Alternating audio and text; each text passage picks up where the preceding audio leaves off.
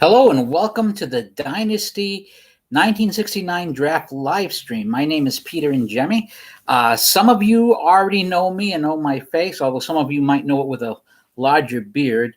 Most of you who will be watching this have probably never seen me or heard me speak, but have seen me on Dynasty. And I'm sure that there's a couple of people who are watching who will tune in and say, how come you're not doing your normal politics or religion or the various stuff you're doing? And that's because this live stream is especially for members of my Dynasty Baseball 1969 Draft League. We are going to do the dice rolling for position in the draft live right now so that everyone can see what the rolls are and everyone can see that it's above board.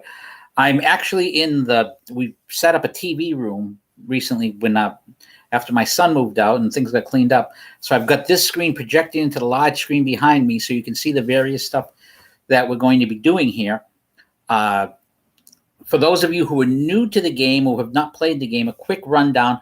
Dynasty Baseball, which is this thing right here, is an online baseball game and it's not like, for those who aren't familiar with the game, it's not like a fantasy league where, you pick players and see how they do in real life. What Dynasty does is it generates cards for players every single year. And those cards represent how they did the previous year. So, for example, right now I'm scouting the San Francisco Giants. Right here, this is my little chart. I've got an open office chart. I'm rating the people in positions for the draft. And right here are the San Francisco Giants. And I'm looking at the pitchers right now. For example, here's Gaylord Perry, his 1969 year. Here, these are his actual stats. The ratings, I'll explain them very briefly. 40 long represents, I should really have a pointer. I didn't think of that. Val, can you bring me a pencil if you would? 40 long represents the fact 40 is he's a starter who can face up to 40 batters minus penalties before he starts to get tired. Long means that he can be used in long relief. Long relievers, their base number is 15 players. Pick off and hold is the 0. Pick off is the chance of being picked off. A guy with a 1 has a 20% chance if the pickoff never comes up. A guy with a 10 is going to get him every time. Hold means how well the guy can get a jump on for a pitcher. The number 0 means there's no adjustment for Pearson stealing. Gaylord Perry has a jam on. Jam means that he has the ability in a tough situation to, my wife isn't around, so I'm going to eat. Here's a pointer. I was a stylist. Didn't even realize I had it. So a jam means that in key situations, he can get outs. For example, this umpire play, which would normally go to the umpire charts, will become a strikeout in a jam situation unless he's facing a clutch hitter. Clutches and jams cancel out. An on rating means that he does not give up a lot of home runs when there are men on base. For example, and home runs are these deep drives here. 733 and 734 on the left versus left-handers. 721 to 738 versus right-handers. If there's no one on and that number comes up, then the batter gets a chance to hit a home run. If there is a person on because of his on rating, that becomes a foul ball. Deep drive becomes foul, and you roll to see if the foul ball's caught, and that will depend on the various parks. Oakland having a huge amount of foul territory, so there's a 90% chance. Fenway Park having a tiny amount, only 11% chance, but no one took the Red Sox, so Fenway doesn't really matter. Bats run power, right and spray. He's D power, which is a little better than most pitchers. And that's going to make a difference because we're playing 1969, which means that there are no DHs. So if you're planning of drafting someone to be a DH, it's not going to help you in 1969. It's not going to help you in 1970. But once we get to 1974 in the American League, those DHs will come in handy. There's no DH in the National League. We're not playing a DH in the National League, period, until we get to a season where the National League has DHs, and that's not going to be until 2020. So I'd probably be dead by the time we reach that season. Base running, his ability to run the bases. Stealing, he's a steal rating 1. He's not going to steal. Intangibles, a guy with an A or B is good in the clubhouse. A is great in the clubhouse. A D or F, they bring the clubhouse down. A guy with a squiggle means he has a temper and has a better chance of being thrown out. Durability use A, a guy who's an A, he's going to be able to, almost never going to get injured. As an example, here's Ron Herbel. He's a durability B, so he's more apt to be injured. This guy, Herbal, has a spot 4, which means that in a 162-game season, he's allowed to make 4 starts. He has a long 20, so he's a reliever who starts occasionally as opposed to Perry, who's the other way around. Other things over here, range, how well he gets to a ball near him. That comes up on the chart, and that varies from pitchers. These are the infield and outfield ranges. Then you roll to see where they go. Error number, pretty much self-explanatory. An error 100 is going to be perfect. An error 5 is going to be disaster. Balk, he doesn't balk very often. Wild pitch C, he's average when it comes to throwing wild pitches. Possible wild pitch is going to more often happen with Gaylord Perry than with a guy who's an A or B. Bunting, he's not a bad bunter with pitchers. That's important. And these are his numbers on the right side, and these are his numbers on the left side, and that's for a pitcher. Batters, we'll switch over to the batters tab. We're going to use Bobby Bonds. Now, Bobby Bonds is not available in the draft because the San Francisco Giants decided to keep him over all the other players. Batters are a little different. It shows the side he hits from. There's his base running 10. This is Bobby Bonds. That's where Barry got it from. These are his numbers for stealing bases. 6 for his jump, 8 for stealing second, 2 and 5 for third, and 1-1 for stealing home. Not a lot of guys have ratings for stealing home. He has power on the right side. Remember those deep drives we talked about? Power's on the right side. He'll hit home runs versus right-handers more than he will versus left-handers. At center field, he's an A range, which is the best, a -2 arm, which is very good. Clemente, to give you an example, I think Clemente is a -4. And error rating, 55 is mediocre. 65 is a bit better. You'll see a few outfielders who are like 20s or 30s or 10s, which are disasters waiting to happen. Now, if he had a clutch hitting rating, this man does not have a clutch rating. So in a key situation, he's not going to get the big hit. Strangely enough, I don't see Willie Mays with a clutch hitting this year. This is 1969, late in his career. Willie McCovey, however, to give you an example, does have a clutch rating. So these lineouts of pop-ups and foul balls can become deep drive singles and doubles. Against a jam pitcher, they remain what they are. So that's the general rundown of the cards. And there's various charts if you're playing in face-to-face versus if you're playing online. But what we're doing now is for our draft league.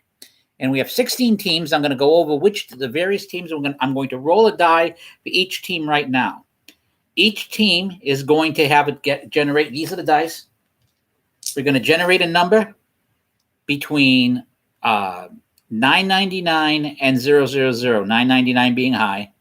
And that die roll will represent the position of the various teams. The higher the die roll, the better their position in the draft.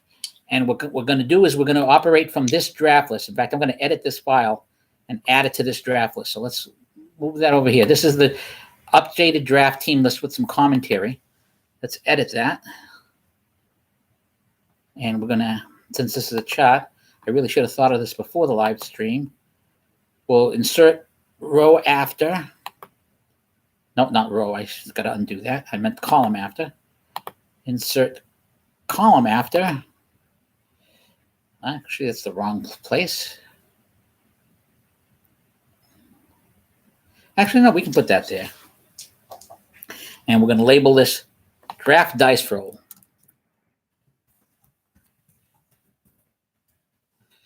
So what I'm going to do now is go to each of these teams. I'm going to roll these dice so that you can see them. So I'm going to alter the camera slightly so that you can see what the rolls are. Now, the first team I'm rolling for is the Oakland Athletics. They chose to keep Reggie Jackson as their one pick. Every team, since this is our first season, was allowed to keep one player out of the entire roster that remains on their team before the draft. That's the player they're building around. The Oakland A's elected to choose Reggie Jackson. So the Oakland A's, let's put this down there. I got to make sure you can see the dice. I'll roll on my Hail Mary book here. I don't know if you can see that yet. There we are. There's the book. That's actually my book that I wrote, Hail Mary, the Perfect Protestant and Catholic Prayer. So the dice roll for Oakland is 465. 465 for Oakland. So we will go over here and enter 465 for Oakland. We do not have any idea what that will mean, but it's halfway, so to speak. It's below halfway, so that's actually to their disadvantage. If the law of averages comes up, he'll be drafting in the middle. That's the Oakland A's. Our second team is the Chicago White Sox, and the Chicago White Sox chose to keep left-handed starting pitcher Tommy John. There were some good players to keep. Bill Melton would have been a good choice. Luis Aparicio would have been a good choice. But Tommy John is going to be a solid pitcher for decades. So if you're looking for, plus he was a great pitcher that year. So if you're looking for a long-term pick, that's going to be big. And plus he has an ace now. So he may not have to pick a pitcher at the beginning, or if he picks another big ace and Tommy John becomes a second, that'll be one dangerous team. So again, we're going to go down to the book, read dice, and I'm doing this live so that everybody knows everything's above board here. The roll is 662. 662 for the White Sox, so the White Sox will be drafting ahead of the A's. So for the draft roll, 662 for Chicago. Let me enter these into the chat for people who enter the chat. So Oakland dice roll. Dice roll. 662. Oakland dice roll was 465. By the way, if anyone in the chat comes into the chat and has questions concerning the rules, that's the place to ask them. So there's the 465 roll for Oakland, Chicago White Sox. The dice roll is 662 for the White Sox. Again, Oakland A's keep Reggie Jackson. White Sox keep Tommy John. Okay, so right now our draft order, as with two teams selected, is the White Sox first and the A's second. Next is the Baltimore Orioles. Baltimore Orioles kept Boog Powell. Boog Powell. I was a little bit surprised at Powell being kept by the Orioles because, you had Frank Robinson, you have Brooks Robinson, you have Jim Palmer. You have a lot of really good choices, but Powell is certainly a lot of power from the right side. Very slow runner. But if you want power, Boog Powell will provide it. So now Baltimore, its dice roll is 691. That's 691 for Baltimore. They will edge the Chicago White Sox and now, as of this moment, have the first draft pick. So that's 691. Is entered for the Baltimore Orioles. Orioles draft roll 691. So let's spell Orioles right. So the Baltimore Orioles have a 691. So they are now, with 3 teams checked in so far, now have the first position in the draft. Chicago White Sox are currently second, and the Oakland A's are currently third. So far, I've rolled higher every single time. The fourth team is the Atlanta Braves, and the Atlanta Braves kept Hank Aaron. And Braves, Hank Aaron. So you got to figure the Braves. It's hard not to keep Hank Aaron. Aaron basically had a Hank Aaron season, not a spectacular season, but a great season. Aaron was one of the most consistent players in baseball, but by keeping Hank Aaron, they were unable to keep Phil Niekro, who has one of the best pitcher's cards. He had a great year in 1969, and his pitcher card is absolutely fantastic. I will be very surprised. Phil Niekro is going to go in the first round. If he's still around in the first round, I might grab him myself. His card is spectacular. And plus, we know he's going to last a long time. So he'll be keepable for future seasons. But, how do you turn down Hank Aaron? How do you turn down Hank? Can't really turn down Hank Aaron. So we're getting ready to roll. This is for the Atlanta Braves. For their draft position. Their roll is 432. 432. And believe it or not, that is the worst roll so far. So at the moment, the Atlanta Braves are dead last in the draft. So it's 432 for the Braves. Let me update this. So the blog post is updated. Braves Roll 432. So 432 is the roll for the Braves. So as of this moment, the draft order is Baltimore Orioles first, White Sox second, A's third, and the Atlanta Braves pulling up the rear, but they still have Hank Aaron, so it's not doing so bad. The fifth team is the Cincinnati Reds, and like the Orioles, they talk about having hard decisions to make for keeping a player. I mean, they passed up Pete Rose, they passed up Tony Perez. I mean, it must have been very, very hard for the Cincinnati Reds. But Johnny Bench is a spectacular catcher. He's a AA, which means A blocking the plate, A for handling, which it leads to extra outs. He has the -4 arm. He has the power. So you get probably the best, one of the best, if not the best catcher available in the game at a key skill position. So, I mean, when you put it that way, then Bench is kind of the obvious choice. So the Cincinnati Reds, we're now going to do their role. Okay, I did not put down in the chat that the Reds kept Bench. Reds keep Johnny Bench. Okay, and now their dice roll to determine their order in the draft. Remember, there are 16 teams, so this is going to take a little while. So here's the book. Here's the dice. Here's the roll. That's over here. 238. The Atlanta Braves are cheering because that's lower than them. 238. So now the Cincinnati Reds, at the moment, have the worst draft pick. They are 5th out of 5. So that's 238 for the Reds. Like I said when I rolled for the Braves, they still have Johnny Bench, which would have probably been a top 10 pick easily. So Reds roll 238. So again, the order as after 5: Baltimore Orioles first, Chicago White Sox second, Oakland A's a third, Atlanta Braves a fourth, and the Cincinnati Reds are pulling up the rear.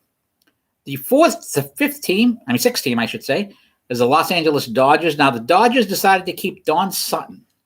Sutton was a good choice. The Dodgers roster, this was kind of the transition season for the Dodgers in the sense that Maury Wells, though with a good card, was getting old. Koufax had retired. They had lost a couple of guys in the expansion draft. The Dodgers were a couple of years away from becoming the really good team that they would become in the 70s, a team that would go to the series a few times. But Don Sutton was the man at the time. LA Dodgers keep Sutton.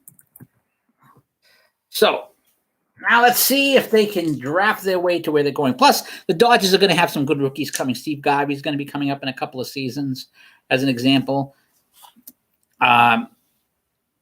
There's going to be some great Dodger teams coming in the future. So let's go over here. Price roll for the Dodgers is, that's good. The Dodgers looking good here. 840 for the Dodgers, which so far gives them the first pick. That's the best roll I've done so far for anybody. So the Dodgers, the roll is 840. So the Dodgers jump to the very top of the draft. Dodgers roll is 840. So the draft as of this moment: Los Angeles Dodgers picking first, Baltimore Orioles picking second, White Sox picking third, Oakland A's picking fourth. Fifth is the Atlanta Braves, and sixth right now are the Cincinnati Reds. So those are our top 6 at the moment. By the way, if anybody who's watching live stream from the league who has a question, just ask the question in chat, and I will be happy to answer it as we go along here. Now, the 7th team is the Montreal Expos, which was an interesting pick. I did not expect the Expos to get picked, especially when the Red Sox were still out there. Red Sox and Cubs are still out there, so I was really surprised that the Expos picked. But, playing in Olympic Stadium will be cool. And the Expos, being an expansion team, did not have a lot of guys to grab. But you had Le Grand Orange, Rusty Staub. Now, in fairness, Staub probably would have gone in the 3rd round or something if this had been just at best. But you got to love Rusty Staub. They love the Rusty Staub. He's a great guy. So let's put him down here. The Dodgers roll. Okay, so Expos. Keep Rusty. And Staub wasn't a bad player. Don't get me wrong. There's nothing wrong with Rusty Staub. He's just not in the Hank Aaron category. So now we're going to do the dice roll for the Expos. The Expos are looking for a high number here. Of course, everyone's looking for a high number here. 742. So the Expos get a high number, 742. That 4 became a 6 only when I was grabbing it, but you were looking at the dice, which is why I do that. 742 for the Expos. And that puts them not ahead of the Dodgers, but ahead of the Orioles. So the Expos roll is 742. We're going to update that on the blog. So the Expos, that's 742. So as of this moment, the draft is Los Angeles Dodgers first, Montreal Expos picking second, Baltimore Orioles picking third, Chicago White Sox picking fourth, Oakland A's picking fifth, Atlanta Braves sixth, and Cincinnati Reds seventh. So since there's still 9 teams left, in theory, the Expos can't pick worse than 10th. If I roll above a 742 on all of them, that's their bottom. Now we go to the New York Mets. Now here's another team with a lot of choices. They took Tom Seaver.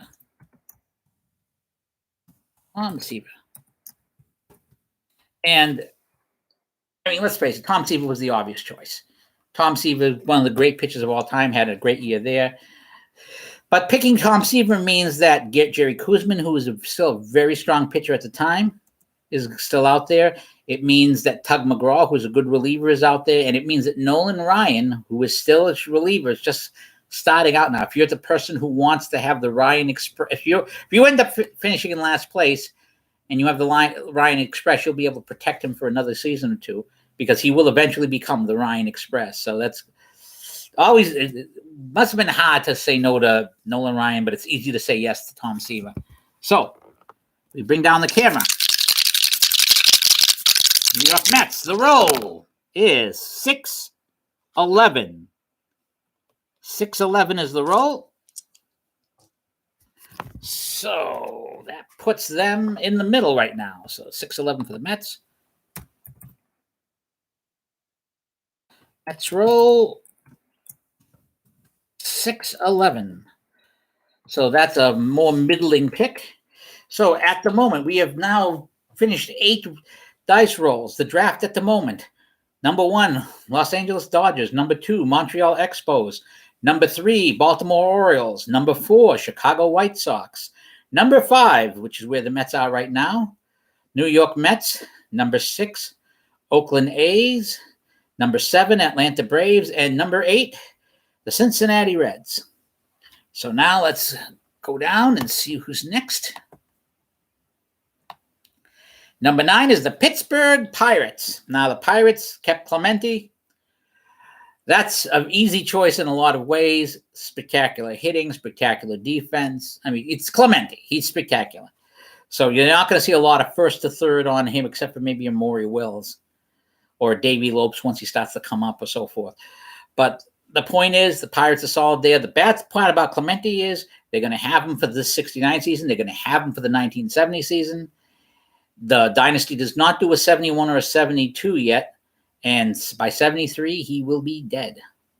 So he will not be playing very much as he will be dead. However, I should point out, if by any chance Dynasty gets a 71 or 72 season before we get to those seasons, we'll, of course, use them. But as of the moment, there is no 71 or 72. And there's a good moment to clarify a rule.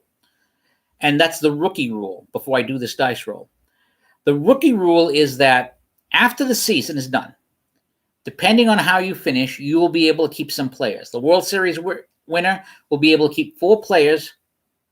The last place and the second to last place finishers, the 15th and 16th best teams, will be able to keep 12 players, and everyone else will be in between. However, each team will also retain rookies.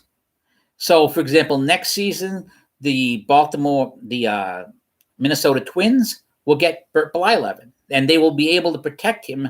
They won't have to draft him. All the rookies will be theirs, and that will apply to every team. Every team's rookies that are coming up, they will eventually get first crack at them. Eventually, the Montreal Expos will get Tim Raines. Eventually, the New York Mets will get Mookie Wilson, so on and so forth.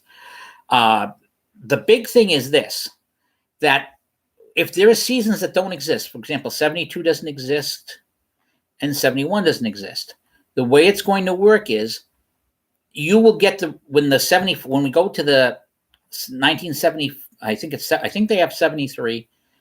71 doesn't exist, 72 doesn't exist, I believe 73 does exist. In fact, why don't I check that right now because I'm on the page. So let's go here, look for 1973. Yeah, there's no 72 at all. 73 shows Atlanta, which means that the whole season exists. So if a rookie came out in 1971 or 1972, their first card is in 1973, you will have the rights to it. So you will have the rights to that rookie card. Now, if a player came up on, and this is where it's going to get interesting. Let's say a player came up in 1972, would have had a card, or 1971, would have had a card in 1971, but he got traded to, let's say, the Rangers by 73. The original team that he came up with, they will have the rights to that card because the dynasty would have had a card for that player if they had them. It's not the owner's fault that rookie wasn't available. It's Dynasty's fault because they haven't made the cards yet. So that's how that's going to work for the years that there are no Dynasty cards. It's not going to affect us for another year at least. 1970 is there. If they come up with a 71 season, great. That'll solve that problem. If they come up with a 72 season, great. That solves that problem, makes the problem smaller if they come up one or two of them. But that's the way it goes. Well, anyways, let's get that taken care of with the Pirates, since you're not anxious to hear me talk, I'm sure. Okay, Pittsburgh Pirates. Clemente. We won't even have to put Roberto or Bob because everybody knows who Clemente is. All right, dice roll for the Pirates.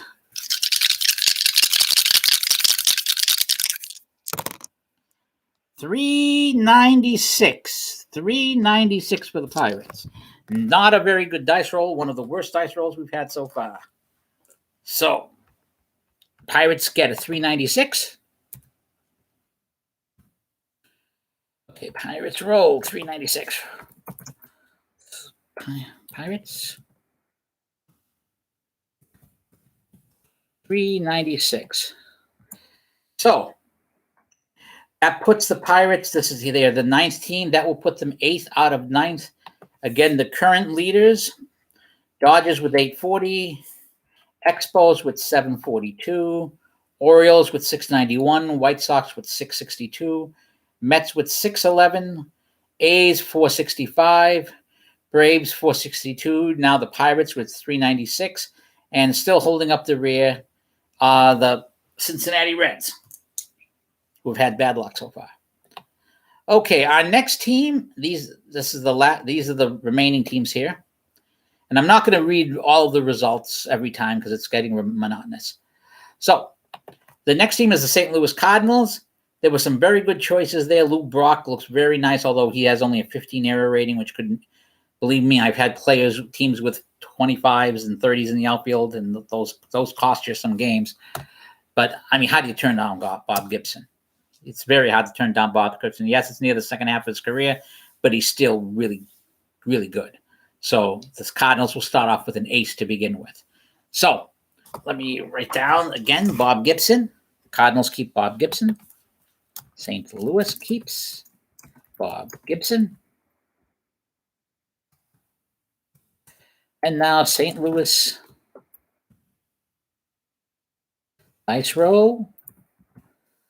Let's get the book. Let's get the dice. Let's move the camera. And again, I'm doing this so that people can see the dice roll, so everybody knows everything's above board, even though there's no money involved. And bad luck for St. Louis, a 139. That is the lowest roll. The Cincinnati Reds are punching the air right now. So 139 for the Cardinals puts them dead last in the draft at this point. Bad luck for the St. Louis Cardinals there, but that's what happens sometimes. So St. Louis Cardinals now dead last in the draft, hoping that I roll a little bit worse for the San Francisco Giants, who are next. Now the Giants, talk about a team. I'm scouting the Giants right now. And talk about decisions to make. If you look at this Giants team, and I tell you, this Giants team is something to see. Let me go back over here. Let's see, it's 1969 again. Giants, it popped off on another screen. I want to show you some of these guys. 69 Giants. Oh, that's not showing it there. I have to do it on the computer team here. Sorry about that. 69 Giants are absolutely loaded when it comes to key players to keep. And let me give you an example. Here's on the pitcher side. You have Juan Marichal, who, I'm going to bring this down. His card is just deadly. 40 long and all that stuff. Mike McCormick, the left-hander. Great versus lefties, great versus righties. No doubles versus lefties. He has a few deep drives versus righties, but he also has the on rating. Really, really good. And Gaylord Perry. Very good card there. Also, I wanted to Don McMahon, who was a great reliever since the 50s. He doesn't have any ratings this season, but a great reliever. So you're talking about some wonderful pitching on the Giants. And that's not even counting. Again, I just talked about the pitching. We haven't talked about Willie Mays, who isn't the Willie Mays of the mid-60s, but is still pretty good here. You have Willie McCovey, who had an absolutely incredible year. McCovey was just nasty. 328 versus right-handers, a lot of power versus left-handers. But the Giants decided to invest long-term, and they decided to go with Bobby Bonds, Barry's dad. And Bobby Bonds' card, Bobby Bonds is probably one of the most underrated great players in baseball. He's got incredible defense in right and center. 55 and 65 isn't much, but those A's turn a lot of doubles into flyouts. -2 arm means they're not running. His speed, base running 10, means he's going to take the extra base almost every. He'll run against Clemente going first to third. He's got great steal numbers. He's got power versus right-handers. There are some people who would question the Giants keeping Bobby Bonds. But I tell you, looking at that card, that's probably one of the best keeps out there. Bonds is going to be a nasty thing. Plus, it's a skill position, center field. You can put him in center field, big skill position covered. So, great choice by the Giants, even though there were great pitchers out there. Let's see how well the Giants do for dice rolling. Ooh, this is the Giants year. 820 for the Giants. The Giants get an 820. And that might, I don't remember if that's good enough for first place, but it's up there. So Giants roll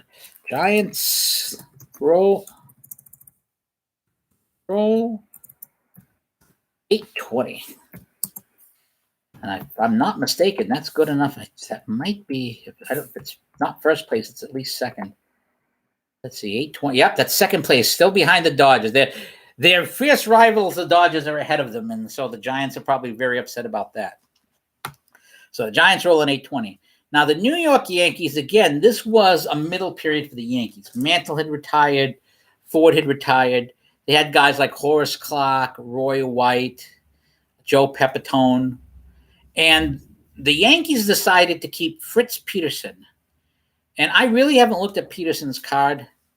But I would have thought Mel Stottlemyre off the top of my head. If you had told me that the Yankees were going to keep Fritz Peterson, I would. If you had asked me to bet money on it, I wouldn't have bet money on it. But the keep is not going to be as important as the dice roll. So let's put this down and roll the dice. Whoa! 891. That is the first draft pick at the moment. 891 for the Yankees. So they outdo the Giants. 891. So far, that's the first pick. So the good news for the Yankees is making up for Fritz Peterson as the guy. Oh, 891. Which, if you wanted to give this guy, probably that makes up for Peterson a lot. So they're going to get at this point with 4 teams to roll. It's looking very good for the Yankees getting the first pick in the draft. Now, next team is the Cleveland Indians. Now, interesting thing about the Indians is that when I put out on Twitter that the Indians were keeping Sam McDowell, Don Subu, was a political reporter for years, wrote for the papers and so forth, big Indians fan. He went off on that, saying that they should have been taking Louis Tiant. That Tiant had that Tiant had the big year in '68. He was going to be big in '69. I mean, McDowell had a great year in both years. McDowell was a fire that burned brightly, but only for a short period of time. But he's burning pretty bright this year, and the Indians don't have much of a roster otherwise. But Sam McDowell, he's definitely what you would call a keeper. He'll be at least the number 2 on whatever team on this team.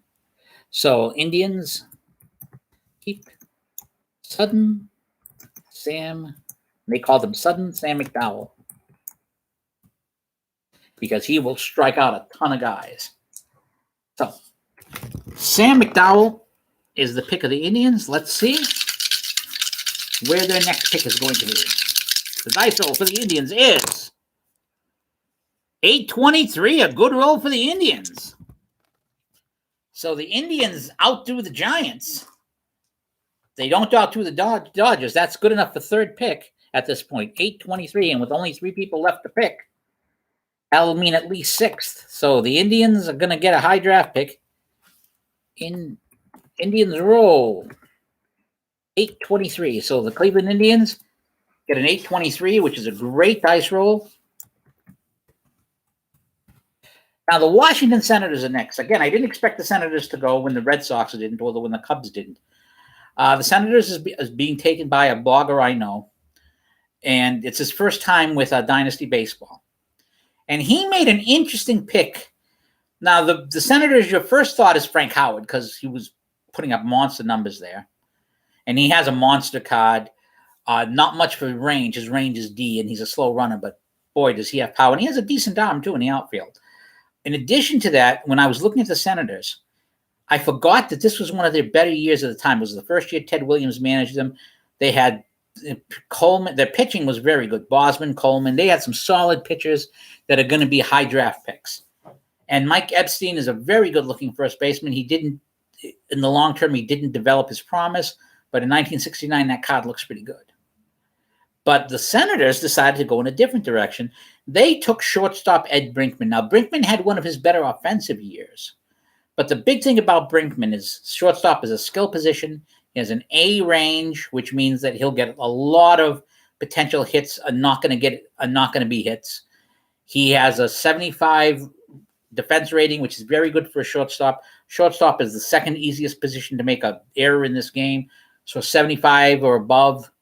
I mean, you'd like to see someone more like 80 or 90 if possible, but 75 is very solid for a shortstop, and he has a -5 pivot rating, and that will come up on some error plays where if the ball goes to second or first and he's the pivot man, that'll be -5 to the guy's base running because you're trying to get him at first.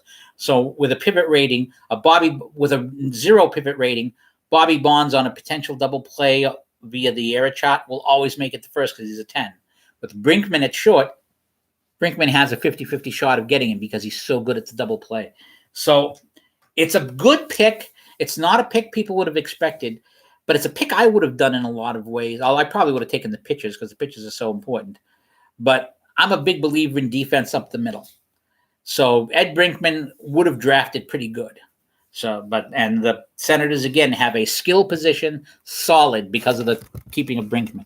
So that's probably a very good move. Let's see what their dice roll does to augment that move. 406. 406 is the dice roll. So that's a middle of the pack roll. 406. Okay, Senators keep Ed Brinkman. Dice roll. Senators dice roll is 406. Now that puts, just to give you an idea, 406 puts them ahead of the Pittsburgh Pirates, but behind almost everyone else, behind the Atlanta Braves, who was at 432. So they're in the bottom echelon of the draft. Next pick is Minnesota Twins. Now, the Twins have some great pitchers, especially for long term. Jim Cott comes to mind instantly. Jim Perry comes to mind, Gaylord's brother. And, of course, they have Harmon Killebrew, who was at the time absolutely murdering the ball. But if you're going to do this 1969, how do you pass on Rod Carew? Guy who's going to be a spectacular hitter forever. I believe 69, he was stealing home like there was no tomorrow. I mean, how do you pass up on Rod Carew? You can't if you're the Twins. So Rod Carew was their pick. Twins, Rod Carew. Rod Carew. Twins roll. Now, let's see if the Twins will get a high enough roll. I haven't rolled anything in the 100s except for St. Louis Cardinals, and I've rolled nothing in the 900s, and I've rolled nothing in the zeros. So, in fact, I haven't rolled any 500s yet either, and there's only 2 dice rolls to go. So, the Twins get let's get that camera on the dice. 36. I can see Dominic swearing right now. Twins roll a 36. Dominic, you're picking last. You must hate your uncle. 0-36. So I see the Twins have at best the 15th pick, and at worst the 16th pick. But you also have Rod Carew, which is Carew is as good as almost every player on this list, and better than quite a few of them. And he's better than the guy on my list, because what's the last team is the Seattle Pilots. The Twins roll 0-36. So I can see Dominic swearing. I can see Dominic in my head. But you can't blame the dynasty system on that one, because you saw me roll the dice.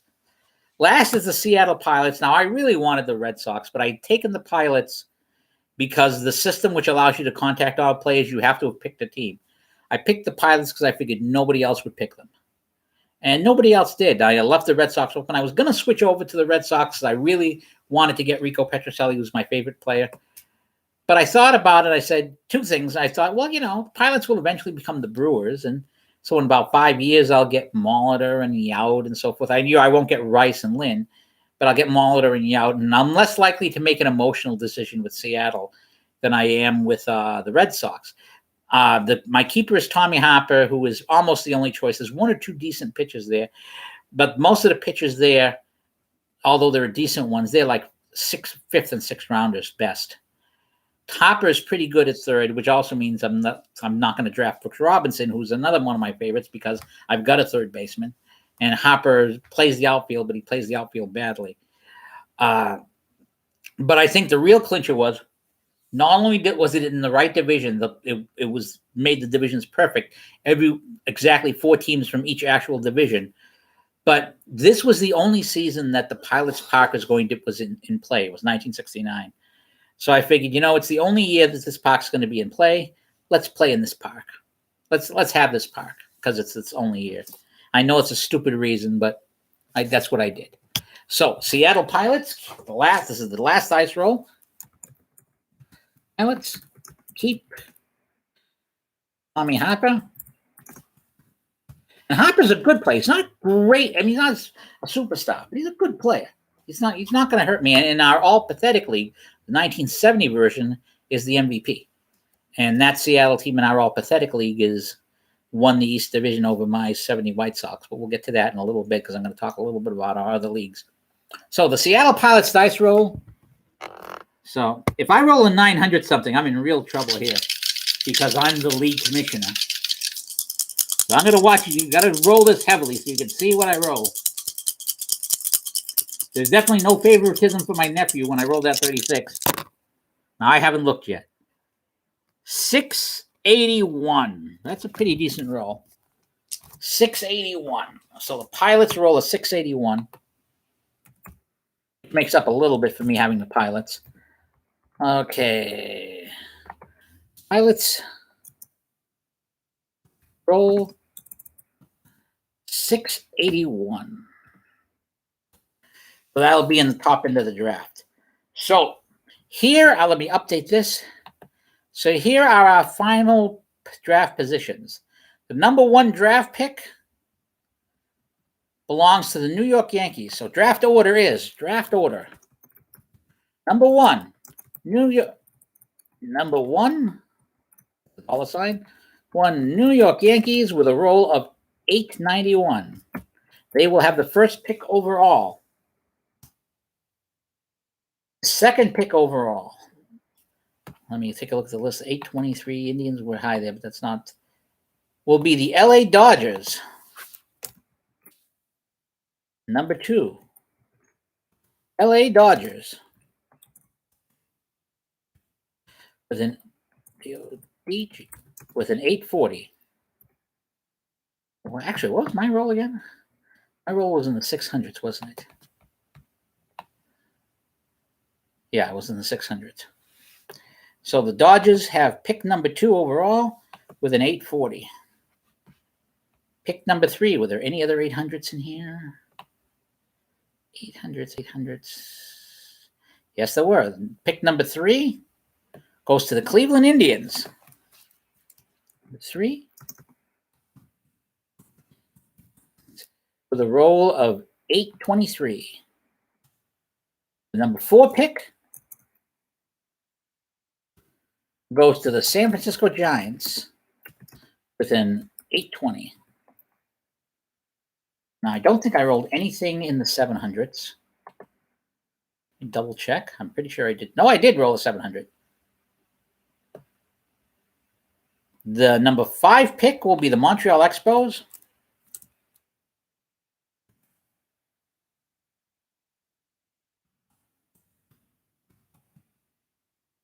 With a roll of 742. And that was the only roll in the 700s. And now we're in the 600s, and there were a lot of rolls in the 600s, including my own team. The number six pick. Hold on a second. Sorry about that. Pick number six is the Baltimore Orioles.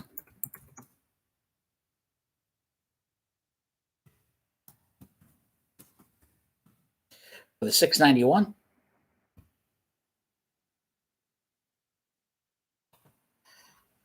The number seven pick. Let's see, that one was 662. Mine was 681. It's me. Number seven pick is me. That last roll got me into the top half of the draft. Not by much, but it got me in there. That's 681 for the is the pick for the number 17, which will be the Seattle Pilots.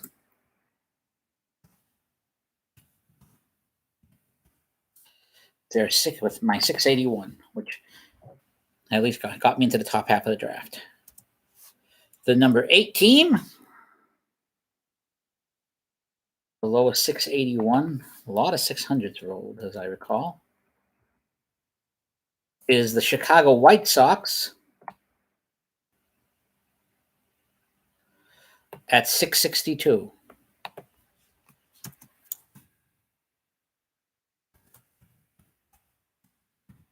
At 662.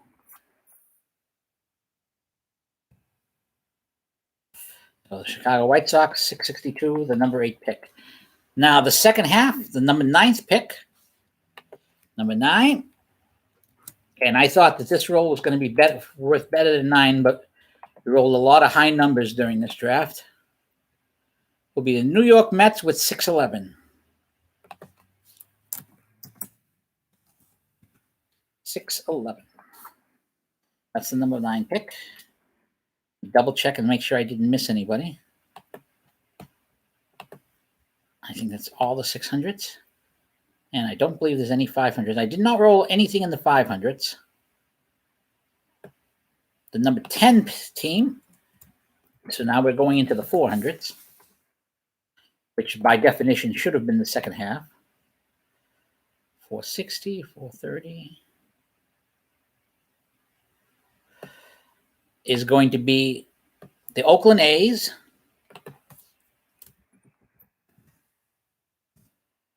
Who rolled a 465.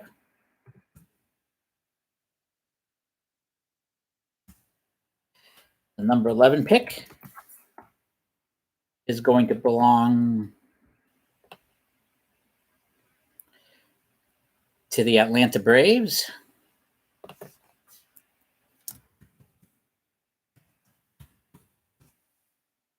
Their roll, to repeat it, was 432.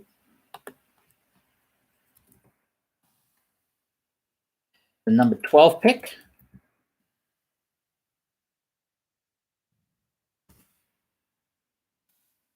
I have a feeling I'm missing someone. Hayes goes to the Washington Senators.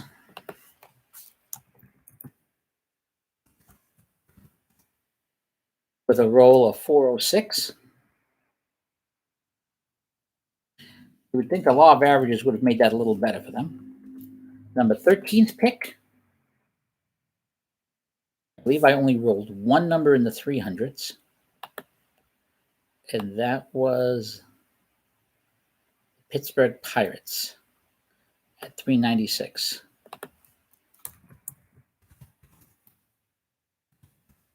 For the 396.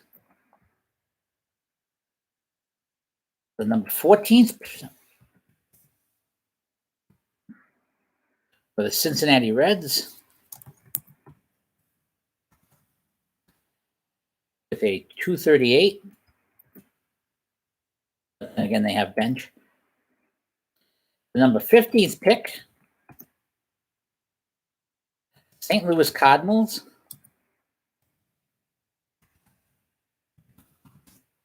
with a 139.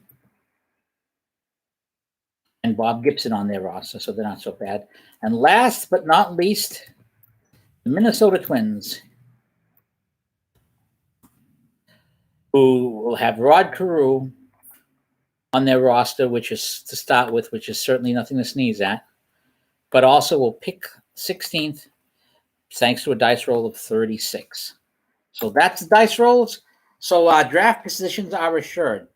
Now, my plan is to wait 1 week before starting the draft officially. I want to give people a chance to study the cards. I'm going to go over this very quickly for those of you who are new to the game. In order to study this 1969 cards, I'm bringing up the screen here. Here's what you do. You go to Series. You click on Series. We'll start from the home page so you can follow along.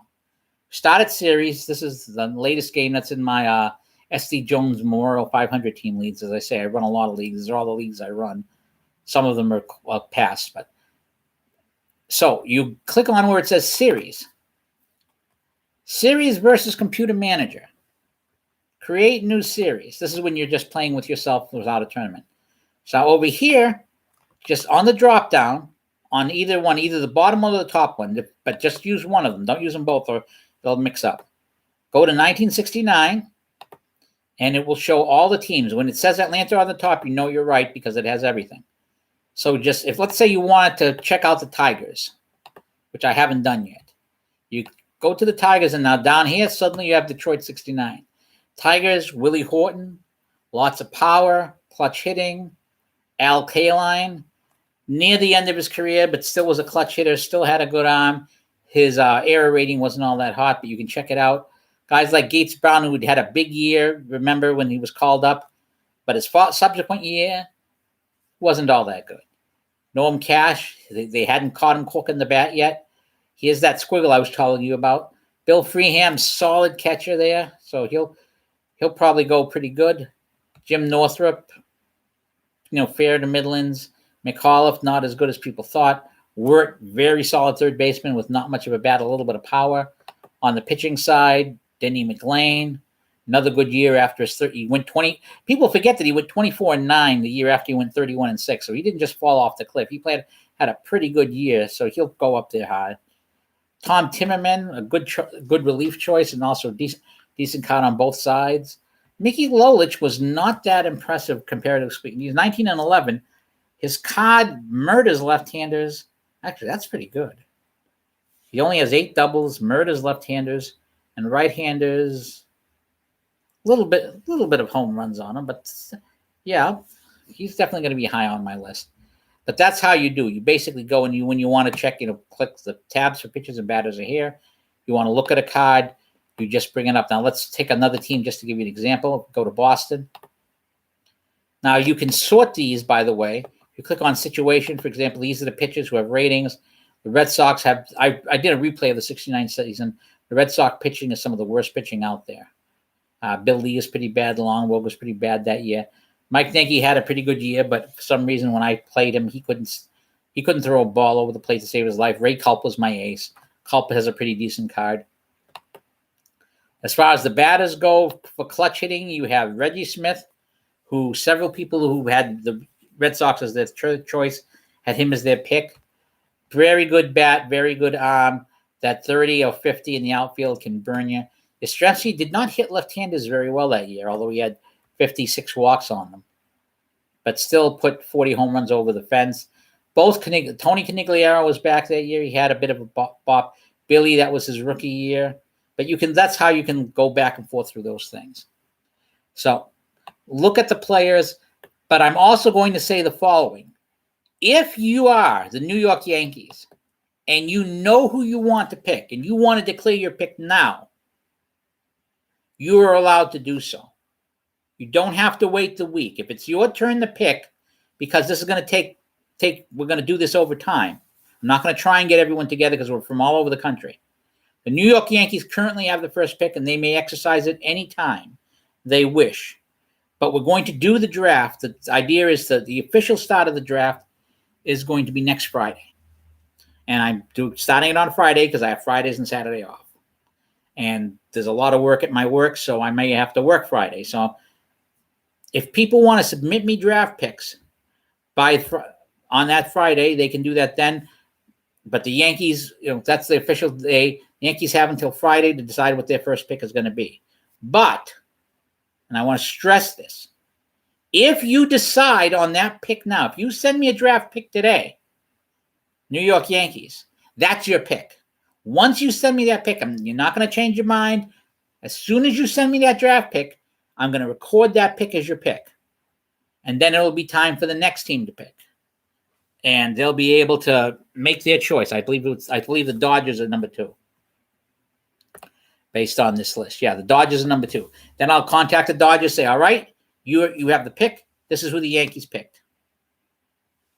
And we're going to do the same rules. If you set the draft does not officially start until Friday, but if people send me picks or get together and send me picks before them, we'll try and get a jump on it because there's going to be a lot. There's 16 of us, and it's going to be 35 rounds. It's going to take a long time to do. None of us have time to do it all in one sitting. So this is how we're going to do it. I'll probably set up either a Slack room or we can do it in Gab because I have a Gab account and I set up a group for Dynasty Baseball there.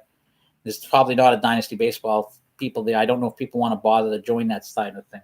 But if you send me a message either through the Dynasty system, you send me a message through Twitter, you send me a message through Gab, I'll keep an eye on it. And you'll do the picks that way. But the New York Yankees have the first pick. You may make that pick at any time you wish, and that pick is yours. And now before I close, this has been a long podcast. This is as long as some of my political podcasts, this live stream. I do want to make you aware of 2 other leagues that are in progress that have players available. We just finished the All Pathetic League. There's 3 leagues I basically run. And that's not counting the face-to-face league. One of you, Brian, is a member of the face-to-face league. A reminder, the face-to-face league meeting is next Saturday at 11 o'clock. I'll still be able to take draft picks then because I'm going to have the computer with me, so I'll take them and record them, and I'm sure the guys at the face-to-face league will be interested in it. And anyone, incidentally, who lives in driving range of Pittsburgh, Massachusetts, if they want to show up, 11 a.m. Zeta's Pizza. We're going to have our meeting for our 2020 face-to-face league. Currently have 8 teams. We'd like to get to 10, but we'll see what happens. But I got 3 leagues going on. The All Pathetic 96 Loss League. We are literally, the last day of the season was yesterday. We've got a couple of games that are still outstanding. I don't know what that is. No available starting pitchers. That's a problem. I'll have to fix that. So that's probably why these haven't gone forward. So the Braves have a game here. If this comes up, by the way, I will have to fix it. So let me take a look at Houston. Their roster probably has no starting pitchers. That's holding up the playoffs. Last game of the year. But last series of the year. Nope. Every pitcher's used up. Yep. He's injured. Zero. Yeah. Oh boy, Houston. Talk about an injury list. All these guys are injured. Everyone's work. Well, theoretically, you could start. They could start Abe Fradnanko, even though he's overworked. Or maybe they won't allow you to select an overworked pitcher as your starter. So what I'm going to do is I'm going to find a current Houston Astro who has the worst current Houston Astro pitcher. I'll put him on that roster, and that way those games can go on. So we'll give them that player because he's got a bunch of players injured. That's what's holding up. That's apparently what's holding up the league over here. So this league is finished, but I may do another one of these leagues later on. The current leagues that are going on, there's the S.D. Jones Memorial 500 Record Team League. These are all teams that finished either 2 games above, 2 games below, or at 500. These are the games that are currently going on. We have a lot of teams open in this league. The 57 Orioles, the 57 Phillies, the 67 Washington Senators, 73 Houston. There's no 69s in here because the 69 season just came out. 73 Yankees if you're a Yankee fan, 75 Mets, 75 Giants, 75 Cardinals. It was very hard to find 5 teams that were 500, actually. There's not too many choices here. The 82 Padres are open, although they're in last place in their division. 2000 Colorado, 2005 Toronto, 2007 Dodgers, 2010 A's, 2012 Arizona Diamondbacks, and the 2018 LA Dodgers. Those teams are all open. And of the teams that are open, let me show you the standings here.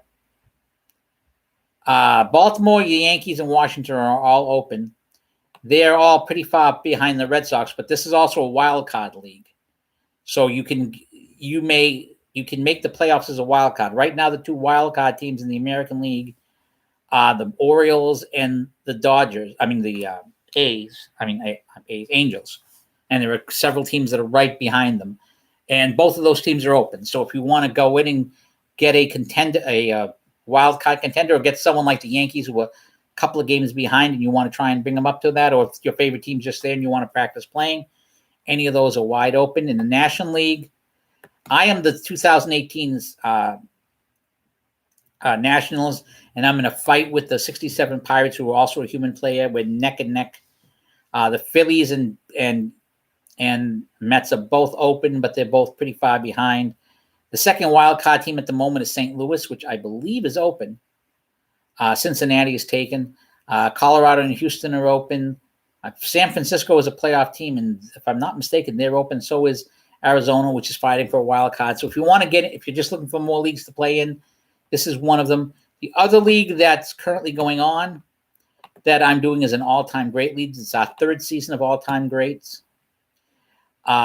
We don't have as many teams open,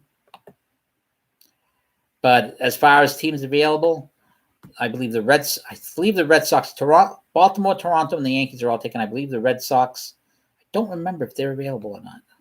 Let me take a quick peek. That's the 99 Sox. Funny thing is, Pedro Martinez is heading towards the Cy Young on this team, but the Sox have just been beaten. No, they are taken. So the entire American League East is taken. In the Central, the 54 Indians were still available last time I looked. The 2006 Tigers, the Oakland A's are open. In fact, the Texas Rangers are open, and they have the best record in that league. In the West, the only team that's open is the Minnesota Twins. They're fairly far behind, but they have a good team, and with a good manager, they might move up. National League teams that are open: Arizona is open, Philly is open, Colorado is open. Philly's looking at trying to get into a wild card spot right now. The wild card teams. St. Louis pulled ahead of Milwaukee. That's big.